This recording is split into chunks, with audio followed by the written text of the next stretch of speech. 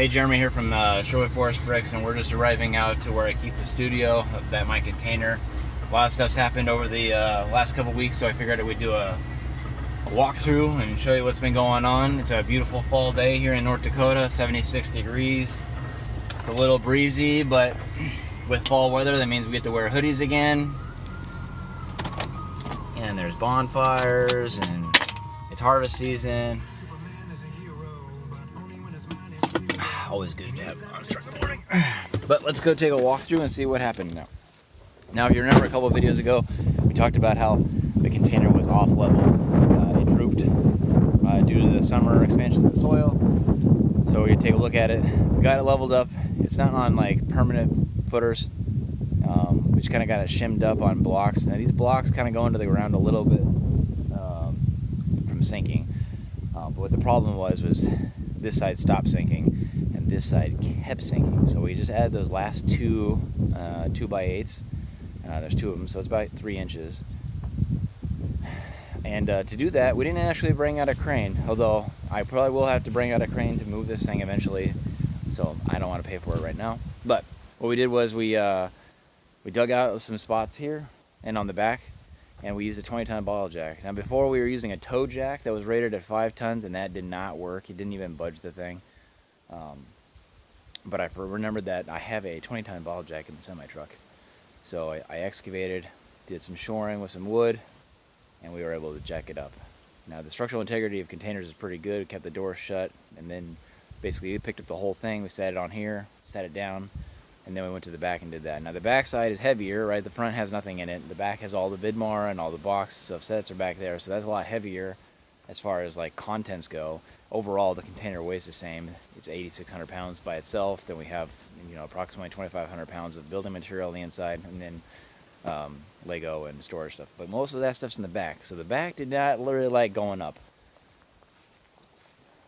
The 20-ton bottle jack was a little bit maxed out. So we're probably thinking this is close to over 20,000 pounds. But yeah, we sat it up in the back here, lifted up. This side had sank in.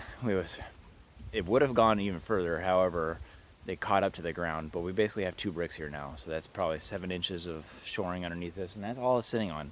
Here in North Dakota, we're supposed to have frost protection. It's a temporary structure. No one really cares about it, but so that's sitting on a block or 2 blocks now. So we raised this side up 3.5 inches. The other side, and that's down there, was 3 inches when we rolled this thing back over.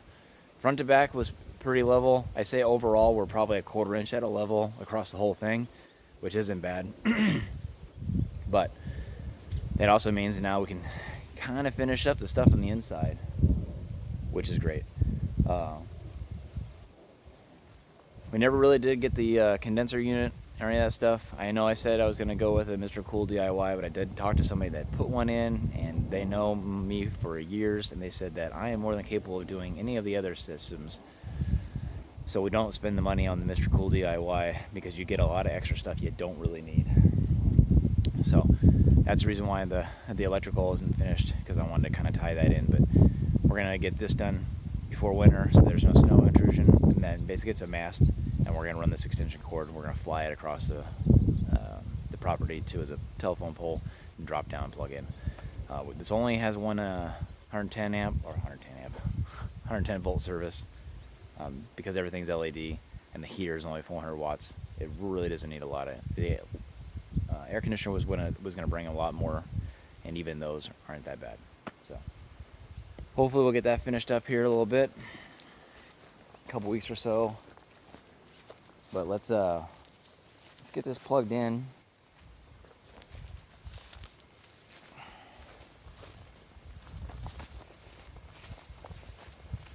And we'll open it up, see what it's like on the inside now.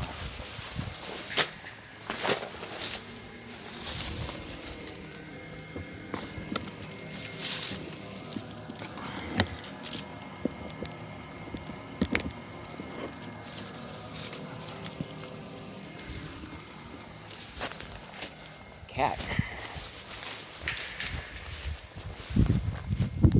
Maybe he'll eat some of the mice. I hate mice. Eat everything. So here's the other side. We're plugged in now. open her up.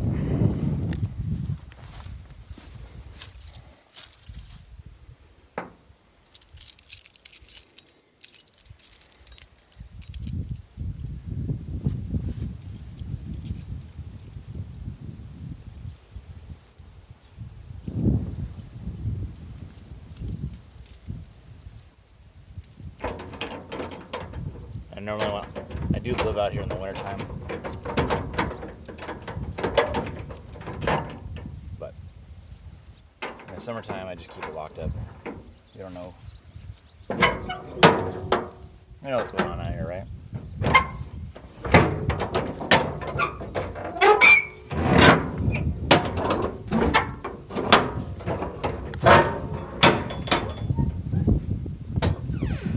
Get these doors open.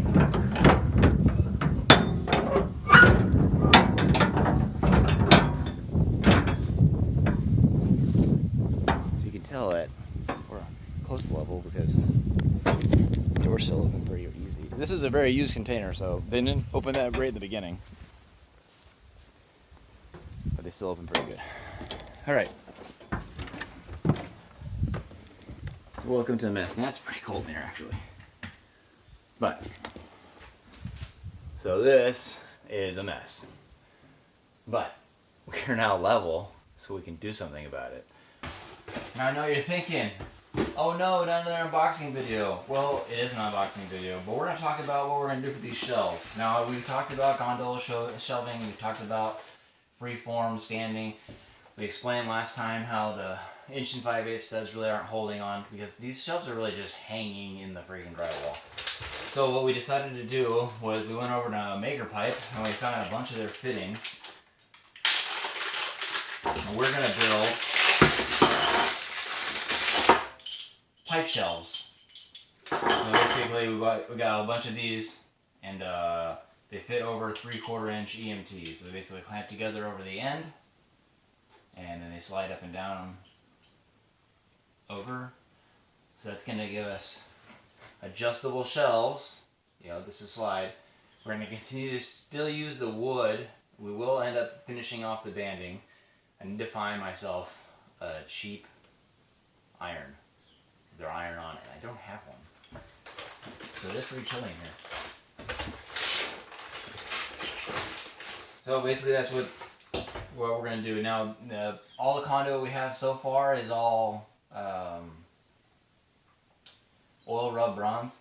These are black. I could not get black EMT for a decent price, so I just got the regular galvanized stuff. We're going to paint everything to match, and we're going to stick with the oil rub bronze beam. And what we're going to have, all this is going to be replaced, and you're probably going to come to somewhere in here with the shelves, and it'll be 4 units, and there'll be 2 shelves per, and the top one will be probably 55 inches, 52 inches, haven't really decided, and that's going to be for another project for another channel.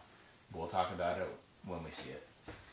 But for now, we're going to try and clean this mess up. I'm going to get the last one done. We're going to clean up some of the front here and get some storage. I'll move the tripod so we can do a time lapse of that. But yeah, no unboxing today. We're going to be building some shelves.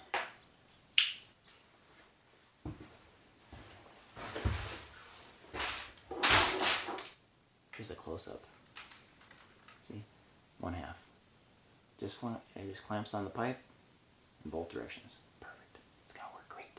Stay tuned. Okay, so as we finished up those modules, we need to make sure that we have legs, and to do that, I decided I wanted to go with something adjustable rather than a standard shelf with plywood or material or dimensional lumber.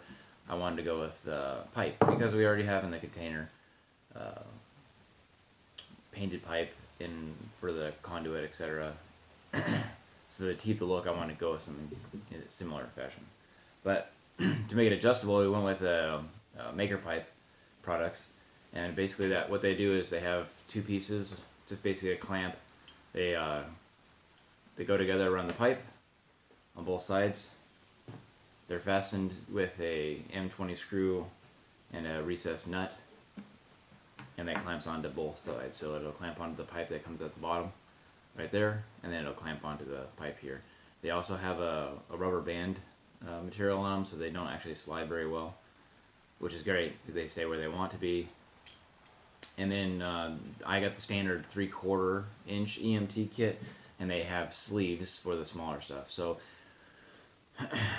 for the other projects that I have in mind, I'm going to use the sleeves and these same connectors on 1/2 inch EMT, whereas this project is 3/4 EMT. So you basically can kind of see what I did here. We have a length of pipe, and then for the shelf brackets, I have offsets, and then the connectors. It's hard to see how it comes together. I'll show you on the module itself, but basically we just pre-position those, and then we'll take them out to the container and we'll set them on there. For feet, Maker Pipe does have these inserts that go into the pipe, and they just slide in there, and they're, I believe they're 1/4 by 20 tapped hole. I haven't tried them yet. And then you could put an adjustable foot on them, but rather I wanted to have this flange, so I used a black iron flange, and then I screwed an EMT end into it. They don't really go together that well, but with enough pressure you can get them to attach, and it's firm. And then obviously this attaches to the EMT with a regular coupling nut. It just tightens down. This will give me some ability to level it on an offset floor, because I can unscrew this and slide the foot up and down, then reclamp back on the EMT, and I have that on both ends, and we'll see that in a second. But I felt that was more sturdy than, and it would look better on my floor than the 1/4 inch feet or bolts. But let's look at the module now. So we got one together, and you can see how we have the verticals, and then we have the horizontal bars that just go back and forth, top and bottom, and then we have these little 7-inch pieces that front and back, and it's pretty strong. Now this isn't designed to stay. Obviously it's a little wiggly, obviously, but it's not designed to freestand. There are holes in the flanges. I can bolt it to the floor in the container, and I do plan to bolt the back of this to the wall, just to add rigidity. But you can see here that tipping, obviously it's tipping because it's so narrow, but forward and back or lengthwise, it's not really that weak. So we'll put some shelves on here for storage, and we won't do a curtain, but we'll paint the fascia and get the background on there, and then that'll be it. So the next video will hopefully be setting this up in the container. But thanks for tuning in.